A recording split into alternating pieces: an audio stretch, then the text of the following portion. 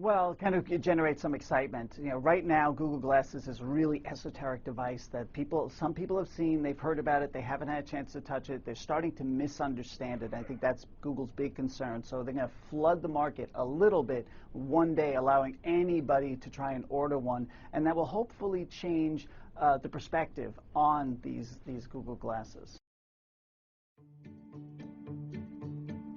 Here are the basics of how to use glass. This is your touchpad. It runs from your temple to your ear. Tap the touchpad to wake up glass.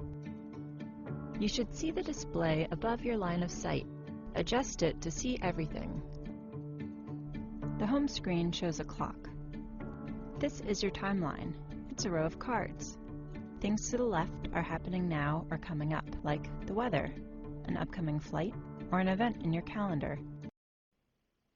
It's going to be a way for Google to, broaden the scope of the customers they have out there. If you take a look at what they've done so far, they've had Google Glass Explorer programs, so those very first early adopters. They've expanded that a little bit, and with today still maintaining that $1,500 price point, and just one day, and just in the U.S., they're expanding the scope just a little bit. So this is going to help them iron out some more of the bugs and kinks and any other mistakes that could possibly happen with the rollout, and get that live feedback from the end users to make sure that this is a product that they are going to feel 100% confident for prime time.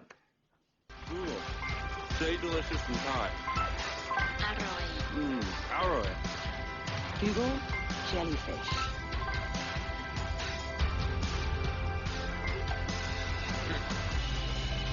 Let's see.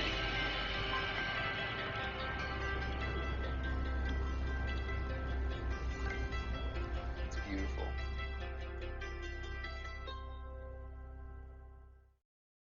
I think that the communication on the product and what it's really for, they haven't really figured that out. They haven't made it extensible enough. You can't really manage your contacts properly. They don't have the number of apps that you really want, so it's a fairly limited set of applications. So people aren't even sure what they would do with this thing. And you've noticed very recently that they've put out a lot of marketing and promotion to try and explain exactly what you would do with this wearable device.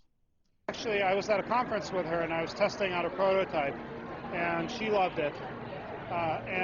We saw that we have very similar ambitions, which is to create products that are stylish and comfortable.